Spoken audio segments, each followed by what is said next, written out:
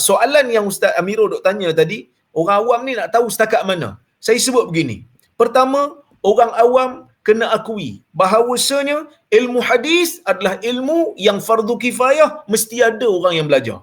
Kena pastikan ada orang yang bijak, yang hebat untuk belajar ilmu hadis. Jangan kata orang belajar ilmu hadis ni menyusahkan orang. Sikit-sikit nak tanya hadis mana. Sikit-sikit nak cek hadis-hadis orang. Cek diri sendiri dululah, baru cek hadis. Kita kata, cek diri sendiri ni tak payah nak suruh kempen. Semua orang kena cek diri sendiri. Dan kita tak disuruh untuk cek diri orang. Kan?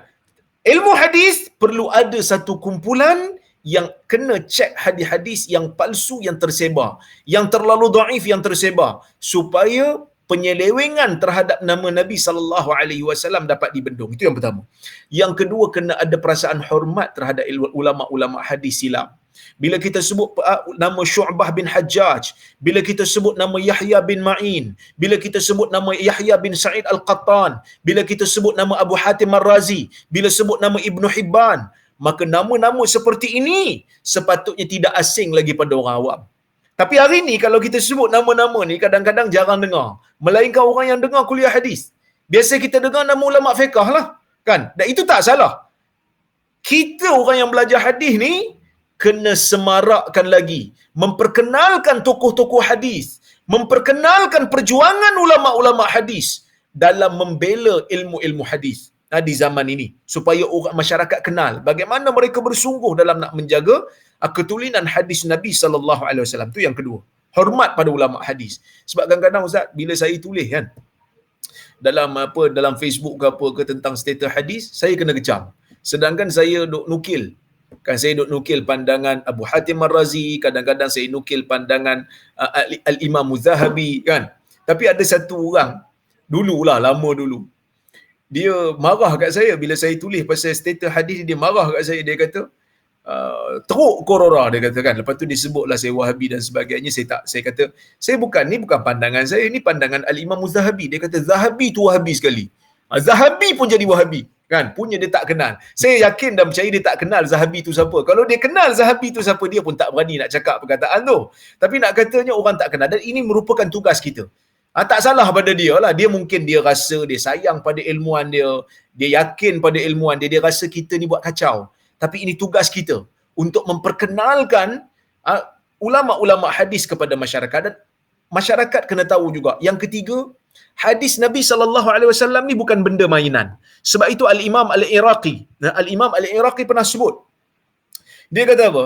Dia kata mana-mana orang yang menukilkan hadis yang sahih tanpa dia tahu ia sahih, waktu dia nukil, dia tetap dikira telah melakukan kesalahan.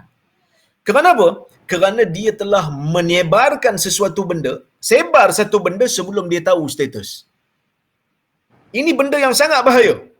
Kan, walaupun ada orang kata, dia kata, alah orang awam tak payah check lah. Kan?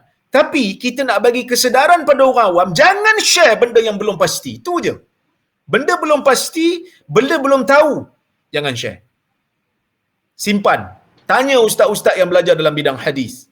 Kan? Siapa ustaz nak tanya? Tanya Rora, dia tak jawab. Tanyalah Salman Ali. Tanyalah Amirul Hasan.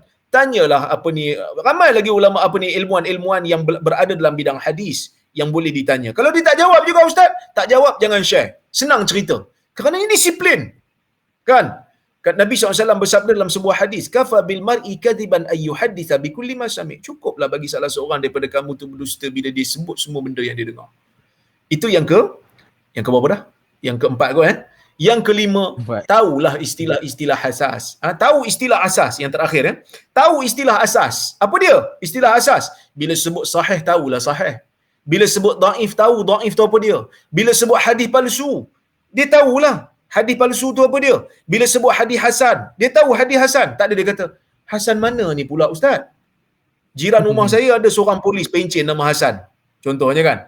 Jadi kita tak mau. Paling tidak dia tahu istilah-istilah ilmu hadis yang asas, dan juga dia kenal apakah itu syarat hadis sahih. Bila orang kata, bila ustaz kata hadis ni dhaif kerana sanad terputus, dia kata sanad terputus tu siapa yang potong pula ustaz? No. Maksudnya dia masih lagi perlu belajar dalam ilmu hadis, kerana benda yang asas dia kena tahu. Sanad terputus tu apa dia, perawi yang tak dikenali tu apa dia, perawi yang thiqah tu apa dia, perawi yang daif tu apa dia, perawi pemalsu hadis tu apa dia, supaya dia tahu. Dan dia kena tahu setiap status ni ada perincian-perincian hukum dari sudut kehujahan.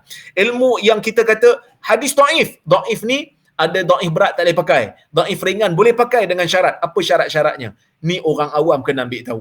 Ya, ini orang awam kena ambil tahu. Ini benda yang sangat-sangat penting bagi orang awam. Jadi saya rasa itulah serba sedikit yang saya boleh sampaikan untuk orang awam tahu. Tapi kalau lebih lagi baguslah. Kan kalau sebelum ni saya ada buat kursus, orang kata apa? Kursus takhrij. Ramai masuk. Kan bukan untuk dia orang nilai hadis. Ramai orang marah juga. Dia kata ini semua nak ajar orang jadi mujtahid ke apa ni? Tak, kita belajar. Saya belajar sampai PhD hadis ni pun saya bukan mujtahid pun. Jangan duk perasan nak kata saya mujtahid pula. Saya tak pernah kata. Dan jangan duk tuduh juga. Kita pun tak pernah claim diri kita mujtahid. Tapi setidak-tidaknya kita tahu bagaimana ulama hadis proses hukum. Bagaimana kita tahu ulama fiqh memproses hukum syar'i, begitu juga kita kena tahu the proses macam mana ulama hadis proses hukum-hukum dan status hadis. Paling tidak kita respect.